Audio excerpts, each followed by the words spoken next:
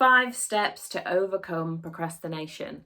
My name's Krystyna Lennon. I help you develop personally so that you can earn more money and work less hours and generally just be happier. That's what we all want, isn't it? Procrastination is a huge issue for so many business owners. We've all been there, we've got deadlines, we've got things to finish, and we end up staring out of the window, or we're staring at a huge big files that we need to get through, and we just feel so overwhelmed it stops us in our tracks. There's many reasons for procrastination. Some of the deep-seated reasons that you may need to see a coach for are things like self-sabotage, limiting beliefs, self-image issues. But I'm going to give you 5 steps that are going to help you overcome procrastination.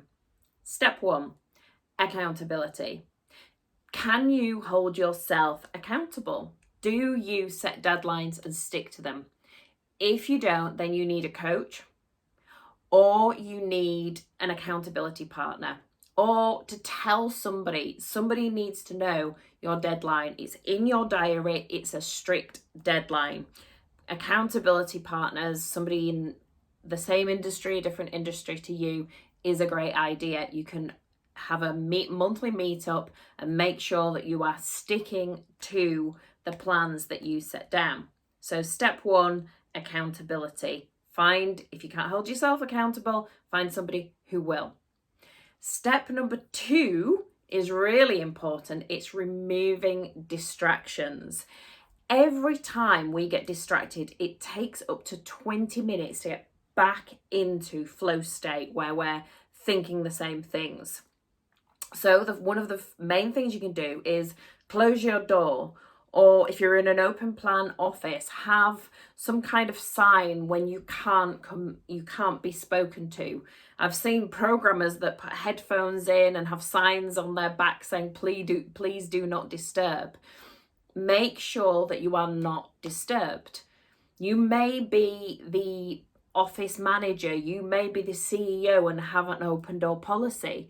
Is that really a great way for you to get your job done? Maybe it's an open door policy that when my door's open, you can come in and see me. When it's closed, it means that I'm working or in a meeting and you do not disturb unless it's an emergency. Distractions are huge and really get us off track. Another major distraction generally is your mobile phone. Do you need your mobile phone next to you? If you need to answer calls, put your phone at the other side of the office. If the phone rings, you can get up and answer it. It's going to prevent you doing the automatic behaviours that are familiar and safe. Automatic behaviour is just picking up your phone constantly, scrolling through Facebook, scrolling through whatever takes your fancy. They're automatic behaviours. If you move your phone out of the way, you can no longer do that. Disable any notifications that aren't essential on your laptop, on your desktop, on your phone, so that you're only getting notified about things that are an absolute must, that you must deal with in that moment. So if you're not getting distracted, even if you remove your phone and stop taking calls during the day, you're going to get back about 5 hours a day on average. That's what my clients are experiencing, around about 5 hours a day. Step 3 is setting a specific deadline. It's all right saying, oh, I need to get this done or I need to get that done by next month. Next month is, it's not specific.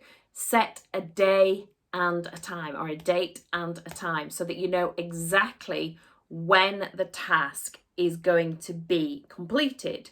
And you need to break it down into tasks or times. Make sure that whatever task you set can easily be completed. Another great way of doing that is the Pomodoro technique. It's setting sets of time, so 25 minutes work, 5 minutes break, 25 minutes work, 5 minutes break.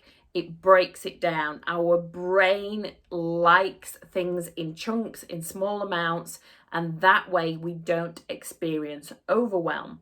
So step 3 is to set a specific deadline and break everything down into nice, easy chunks. Step 4, reward. Reward yourself with something small. It doesn't need to be a meal out and a fancy outfit. It can be a cup of tea. It can be that 5 minutes on social media. Think about what task you need to do next. And it might be a task that takes 20 minutes. And you think, as soon as I've done this task, I'm allowed on social media for 5 minutes. Or I'm allowed to go make a coffee. Whatever it may be, break it down and make sure that you reward yourself at the end of the task. And if it is a huge task, then give yourself a bigger reward.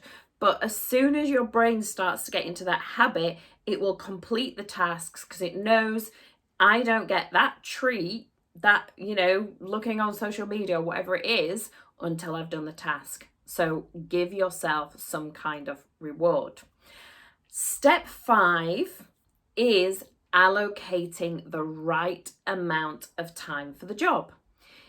If you allow too little time, you're going to feel complete overwhelm and you won't even take any action because it's impossible to get done in that small amount of time. Going back to step 3, break it down and give yourself a smaller chunk of that task to do. But allowing the right time, too small, you're going to feel absolute overwhelm. Too much and you're going to start procrastinating. If you've allowed a day for a task that takes an hour, you're going to sit around and procrastinate all day. If you allow an hour or the right amount of time, you're going to get it done, and you'll get it done efficiently and effectively. So step 5 is allowing the right time. So step 1, accountability. Step 2, removing all distractions. Step 3, setting a specific deadline and breaking everything down into smaller chunks. Step 4 is rewarding yourself for each task completed. And finally, step 5, allow the right amount of time for the task. If you enjoyed this, give me a like, share, whatever it is. And you can always book a chat. There'll be a link in the comments where you can book a chat, a consultation call, and see how I can help you. I help lots of people increase their earnings, decrease their hours, and live happily ever after.